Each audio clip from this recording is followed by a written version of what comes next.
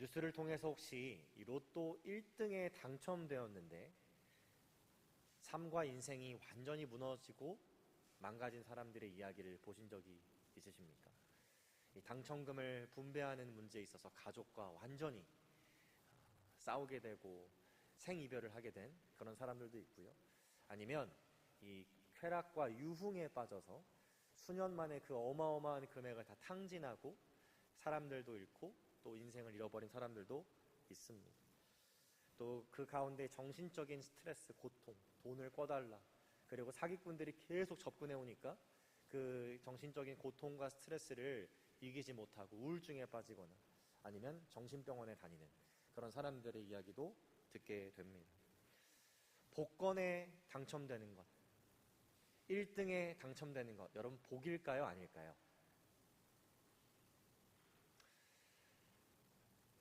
(30억) 당첨금입니다. 네, 복일까요? 아닐까요? 각자 생각하신 답들이 있으시겠지만 대부분의 사람들은 복된 일이다, 복권이잖아요, 복된 일이라고 생각하실 텐데, 실제적으로 그 복이라고 생각했던 것이 내 삶에 들어오는 순간 복이 아닌 화가 되는 경우들이 있다라는 거예요. 여러분, 오늘 본문 말씀이 바로 그런 말씀의 일부입니다.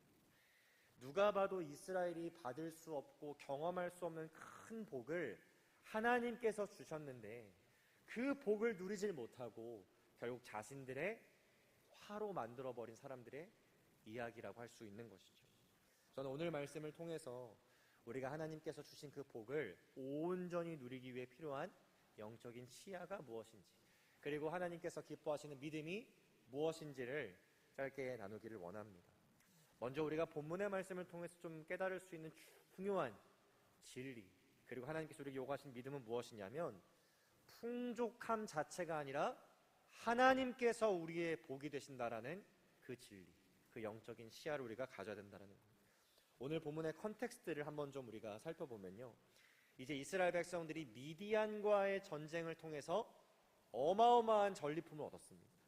수많은 가축을 얻었고요, 수많은 재산을 얻게 되었습니다. 풍족함을 경험하기 시작합니다. 그리고 조금만 더 전으로 가보게 되면 민수기 21장에 어떤 일이 벌어지나요?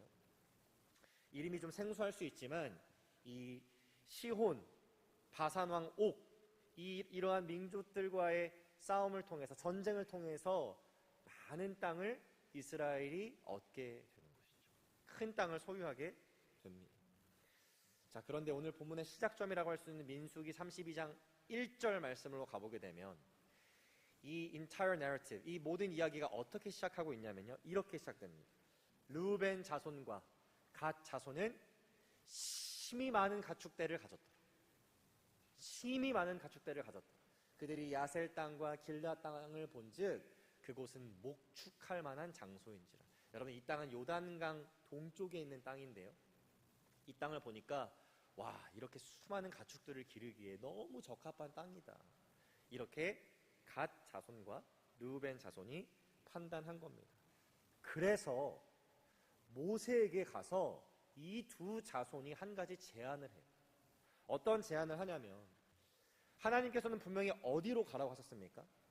요단을 건너 요단 왼쪽에 있는 가나안 땅으로 이스라엘 백성에 가라고 하셨잖아요. 그런데 이 르우벤 지파와 갓 지파는 우리는 요단을 건너지 않겠다, 우리는 요단 동쪽에 남아서 우리가 얻은 이 땅들을 우리가 소유로 삼고 이곳에서 가축들을 기르겠다라고 말합니다. 여러분, 이게 돌려서 말하면 뭐라고 말하는 거 똑같은 거냐면요, 너희들은 가서 가나안 땅 가져, 우린 이 땅으로 만족할게. 이것은 공동체성, 이스라엘 백성이라는 공동체성의 연합을 무너뜨리는 발언뿐만이 아니라 하나님께서 이스라엘 백성들에게 주신 그 명령, 하나님께서 그들에게 주신 이 언약마저도 그들이 무시하는 발언이었다라는 거예요. 그럼 모세가 이 말을 듣고 어떻게 반응했을까요? 아유, 그래, 너희가 이 요단 동쪽의 땅을 가지고 여기서 잘 번성하고 잘 살아라, 우리는 가서 전쟁할게, 이렇게 얘기했을까요? 우리가 이 32장 초반 말씀을 보면 모세가 화를 냅니다. 너네가 지금 무슨 말을 하고 너네 지금 알고 있는 거냐? 너네가 지금 하는 그 말은 그 옛날 12명의 점탕꾼들이 우리에게 왔을 때 많은 사람들이 10명의 말을 듣고 하나님의 말씀과 하나님의 언약과 하나님의 명령을 무시하고 그들의 욕심대로 생각하여서 진멸당하고 하나님의 심판을 당한 것, 너네 그거 잊었니? 너네가 지금 하는 말 그거랑 똑같은 말이야 라고 모세가 그들을 책망하죠. 그래서 그 말을 듣고 르우벤 지파와 갓 지파가 타협안을 내놓습니다. 니고시에이션이라고 하죠. 뭐라고 얘기하냐면, 자 좋다, 그러면 우리가 다른 형제 지파들과 함께 요단을 건너 서쪽으로 함께 가겠다. 그리고 함께 전쟁을 치르겠다. 대신 그 전쟁이 다 끝나면 우리 형제 지파들이 그 가나안 땅을 다 기업으로 얻게 되면 우리는 다시 요단 동쪽으로 와서 우리가 지금 모세에게 당신에게 요청하는 이 땅 가운데서 거주할 수 있게 해달라. 이렇게 타협안을 내놓고요. 모세가 이제 오늘 본문에서 그 내용을 제사장 그리고 여호수아 그리고 형제 지파들을 다 모아서 그 수령들을 모아서 이제 그렇게 하겠다라고 설명하는 부분입니다. 제가 한번 여러분께 질문을 드려보겠습니다. 이스라엘 백성들이 출애굽한 것, 그리고 지금까지 40여 년 동안 광야에서 부족함 없이 살아남은 것, 여러 민족과의 전쟁에서 승리하여 전리품을 얻게 되고 땅을 얻게 된 것, 가축을 얻게 된 것, 여러분 그것이 너무나 귀한 복인 것이죠. 그런데 만약 하나님께서 그들과 동행하지 않으셨다면 그것이 가능했을까, 가능하지 않았을까 한번 생각해 보자는 것이죠. 여러분 그 모든 것들은 하나님께서 이스라엘을 택하시고 그들과 함께 하시기로 하셨기 때문에 주어진 복들입니다. 그래서 이스라엘 백성들의 입장에서 영안이 열려 있다면, 그들이 하나님을 제대로 바라보고 있었다면 진짜 복이 무엇이라고 여겼을까요? 더 많은 가축을 얻게 된 것, 더 많은 전리품을 소유하게 된 것, 이 비옥한 땅을 우리가 가지게 된 것, 그것을 복으로 보는 것이 아니라 그것을 다 허락하시고 그것을 다 맡기신 하나님이 우리의 참된 blessing이라고, 복이라고 여길 수 있어야 된다는 거예요. 그런데 문제는 무엇이었습니까? 그들이 풍요로움 가운데, 풍족함 가운데 그런 영적인 시야를 잃어버리기 시작했다는 거예요. 그리고 그 풍족함 자체가 그들에게서 가장 큰 복이 된다라고 믿었던 것입니다. 여러분 그것이 풍요로움 가운데 우리에게 찾아올 수 있는 재앙과 같은 일인 것이죠. 재앙. 어떤 분들이 그렇게 말씀하시더라고요. 크리스천들은 절대 부자가 되어서는 안 된다. 근데 그렇게 말씀하시는 분들이 다 부자의 정의를 각각 다르게 내립니다. 뭐 연봉 얼마부터 부자입니까? 물어보면 잘 대답을 못하세요. 여러분 크리스천은 부자가 되면 안 됩니까? 크리스천은 다 가난하고 길거리에 나앉아야 될까요? 그럼 어떻게 생각하십니까? 저는 그 말 자체가 전제가 잘못된 말이라고 생각합니다. 여러분 우리는 얼마나 많은 것을 지금 소유하고 있는지, 얼마나 많은 것을 소유하고 있지 않은지가 문제가 되어서는 안 된다는 거예요. 만약 내가 지금 풍족하다면 그 풍족함마저도 하나님께서 나에게 주신 복이라는 믿음이 있다면, 그 영안이 있다면, 그리고 하나님이 나의 참된 복이라는 그 성숙한 믿음만 있다면 얼마든지 하나님께서는 부자를 사용하실 수 있다는 것이죠. 반대로 내가 가난 가운데 있다면 그 가난을 통해서라도 하나님을 더욱더 신뢰하고 하나님을 더욱더 의지하게 되는 것, 그러면 그 가난 또한 하나님께서 선하게 사용하실 수 있는 것입니다. 여러분 주변에 혹시 이 풍요로움 가운데 있는 분들 중에 정말 하나님이 나의 복되시고 그리고 그 하나님께 내가 쓰임받는 것을 기쁨으로 여기며 그 풍요로움으로 인해서 하나님을 바라보는 것이 점점 사라지는 분들, 여러분 그런 분들도 계시죠. 사실 대부분이 그렇습니다. 이 재물이라는 것이 우리를 유혹하는 때가 많기 때문이죠. 그런데 반대로 저는요, 정말 많은 재물을 가지고 있지만 그런 영적인 시야를 잃어버리지 않고 하나님의 나라와 주님의 몸된 교회를 위해서 귀하게 섬기시는 분들도 정말 많이 보았습니다. 오늘 이 말씀을 통해서 여러분 풍요로움이 아니라 하나님께서 우리의 복되심을 믿으실 수 있기를 주님의 이름으로 축복합니다. 그리고 하나님께서 여러분들에게 풍요로움을 더하면 더하실수록 내 영적인 시야가 가려지는 것이 아니라 하나님만이 나의 복되심을 더욱더 확실하게 믿으실 수 있는 그 성숙한 믿음이 저와 여러분들의 믿음 되시기를 주님의 이름으로 축복합니다. 두 번째로 우리가 본문의 말씀을 통해서 얻을 수 있는 중요한 교훈은 무엇이냐면요, 바로 하나님께서 우리의 삶의 운전대를 잡으시는 것이 훨씬 더 내 인생에 유익하다라는 겁니다. 자, 모세와 이 세 지파, 제가 왜 세 지파라고 말씀드리냐면요, 나중에 므낫세의 반지파가 추가가 되거든요. 이 르우벤 지파, 갓 지파, 므낫세의 반지파, 이 세 지파와 모세와의 갈등이 시작된 이유가 무엇입니까? 하나님께서는 가나안 땅으로 들어가라고 말씀하셨어요. 그것이 하나님의 뜻이고 하나님의 계획입니다. 그것이 하나님 보시기에 좋은 겁니다.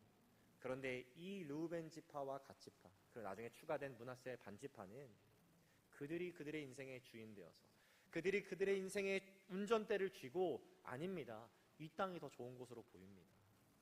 이 땅이 가축들을 기르기에 훨씬 더 우리에게 있어서 좋은 곳처럼 보입니다. 이 주인, 롤십 싸움이 이 세 지파와 모세 간에, 다른 지파 간에 생겼기 때문인 것이죠. 여러분, 이 세 지파의 결말이 궁금하지 않으세요? 혹시 이 요단강 동쪽에 거주하게 된 이 세 지파의 결말, 역대상 5장에 보면 그 결말이 나옵니다. 이 세 지파가 요단강 동쪽에 살기 시작했는데요, 놀랍게도 그들이 원했던 대로 그들의 가축은 더 불어나요. 그리고 그들의 땅이 더 넓어집니다. 지금도 풍요로운데 앞으로 더 풍요로워져요. 더 많은 것들을 갖게 됩니다. 그런데 역대상 5장 25절과 26절 말씀을 보면 이렇게 기록되어 있습니다. 그들이 너무나 많은 가축을 가졌고 더 큰 땅을 가지기 시작했는데 뭐라고 나오냐면요, 그들이 그들의 조상들의 하나님께 범죄하여 하나님이 그들 앞에서 멸하신 그 땅 백성의 신들을 간음하듯 섬긴지라. 그러므로 이스라엘 하나님이 아수르 왕 불의 마음을 일으키시며 아수르 왕 디글랏 빌레셀의 마음을 일으키시매 곧 르우벤과 갓과 므낫세 반 지파를 사로잡아 할라와 하볼과 하라와 고산 강가에 옮긴지라. 그들이 오늘까지 거기에 있으니라. 여러분, 결말이 어떻게 되었습니까? 더 번성했고요, 더 많은 가축을 가졌고요, 더 풍요로움 가운데 있었지만 결국 그들의 영안은 열리지 않았다는 거예요. 오히려 더 하나님과 멀어지는 길을 택했다라는 것입니다. 우상 숭배하고 영적으로 가능했다는 거예요. 그래서 하나님께서 오래 참으시는 가운데 결국 그들을 아수르에게 멸망하게 하세요. 포로로 잡혀가게 하셨다라는 겁니다. 여러분, 이것이 내가 내 삶의 주인 되어서 내가 내 삶의 운전대를 쥐고 가다가 경험하게 되는 삶의 모습인 것입니다. 여러분, 일시적으로는 내가 원하는 것을 얻을 수 있어요. 잠깐 착각할 수 있습니다. 아, 내가 선택한 결정이 맞았지. 내가 운전대를 잡는 게 지혜로운 거였어. 맞아, 내가 옳았어. 여러분, 얼마든지 그렇게 착각할 수 있고 내가 원하는 것들 일시적으로 얻을 수 있습니다. 그런데 문제가 뭡니까? 결과가 멸망이라는 거예요. 영원한 생명에서 멀어진다는 거예요. 하나님의 나라로부터 멀어지게 된다는 것입니다. 여러분, 우리 오늘날을 살아가는 이 땅의 교회들과 또 많은 크리스천들이 얼마나 많은 경우 이러한 모습들을 경험하고 삶 가운데 살아가고 있습니다. 여러분이 만약에 여기 달라스에서 뭐 한 3시간 반 정도밖에 떨어져 있지 않는 어스틴으로 이제 차를 타고 여행을 가시는데 눈이 보이지 않는 한 분을 태우고 가셔야 돼요. 여러분, 어스틴까지 가시는데 그분에게 운전대를 맡겨드릴 분 계십니까? 눈이 보이지 않아요. 시력이 많이 안 좋으세요. 그래서 이 앞도 보지 못하는 분, 그분과 함께 여행을 해야 되는데 그분에게 운전대를 맡기실 분 계십니까? 제정신인 사람치고 그분에게 운전대 맡길 사람 없습니다. 여러분, 5살짜리, 심지어 악셀과 브레이크가 발에 닿지도 않는 아이를 데리고 오스틴까지 여행을 해야 되는데 여러분, 그 아이에게 운전대를 맡길 분 계신가요? 정신이 제대로 박혀있다면 그렇게 할 분 아무도 없습니다. 여러분, 우리가 하나님 앞에 그보다 훨씬 더 못하고 부족한 존재입니다. 우리는 인생의 1분 1초 앞도 어떤 일이 벌어질지 모르는 사람들이에요. 우리는 우리가 모든 것들을 노력하면 다 할 수 있다고 생각하지만 우리는 전능하신 하나님 앞에 서면 아무것도 할 수 없는 무지하고 무능력한 존재라는 것입니다. 그런데 우리는 너무나 교만해서요, 어리석어서요, 내가 내 인생의 주인 되고 싶고 내 인생의 운전대를 잡고 싶어 한다라는 거예요. 하나님께서 우리에게 분명히 기뻐하시고 가라고 하신 뜻이 있으신데, 그 길이 있는데 우리는 아닙니다, 하나님, 이곳이 더 좋아 보입니다, 저곳이 내 뜻에는 더 좋아 보입니다, 제 판단에는 훨씬 더 나아 보입니다 하고 그곳으로 가지 않는다라는 거예요. 그리고 결과는 결국 파멸과 멸망이라는 것입니다. 여러분, 오늘 이 말씀을 통해서 우리가 요단 서쪽이 비록 무섭고 또 전쟁을 치러야 하고 많은 고난을 감수해야 되는 길이라고 할지라도 하나님께서 주신 그 언약 붙잡고 요단강 서편으로 넘어갈 수 있는 저 여러분 되시기를 주님으로 축복합니다. 하나님께서 우리에게 아무리 많은 풍요로움을 주셔도 하나님만이 우리의 복되심을 굳건히 믿는 저 여러분 되시기를 주님의 이름으로 축복합니다. 그리고 우리의 삶의 운전대를 우리가 아둥바둥 쥐고 엑셀과 브레이크도 밟지 못하는데, 한 치 앞도 보지 못하는데 그 운전대 잡고 살아가는 것이 아니라 하나님께서 그 운전대를 잡도록 우리가 믿음으로 나아가는 저 여러분 되시기를 주님의 이름으로 축복합니다. 기도하겠습니다.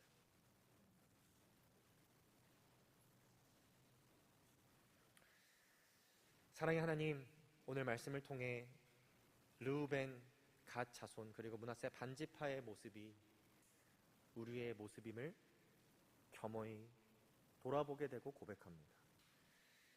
요단강을 건너 서쪽 가나안 땅으로 가라고 말씀하셨는데 요단강 동쪽의 땅이 더 비옥해 보이고 더 좋아 보이는 그 인간적인 마음과 인간적인 시야가 우리의 신앙생활 가운데 동일하게 있음을 고백합니다. 비록 그 가나안 땅이 점령하기에 무서워 보이고 또 그렇게 하기에는 많은 희생과 또 고난을 감수해야 하는 것처럼 보이기에 그 땅으로 가고 싶지 않지만 하나님께서 우리에게 명령하신 그 명령, 또 우리에게 주신 언약을 붙잡으며 하나님께서 가라고 하신 그곳으로, 하나님께서 기뻐하시는 곳으로 우리가 담대히 나아갈 수 있는 믿음을 갖게 하여 주옵소서. 하나님께 우리의 삶의 운전대를 맡겨드리며 하나님만이 우리의 복되심을 고백할 수 있는 우리 모두가 되게 하여 주옵소서. 감사드리며 예수 그리스도 이름으로 기도합니다.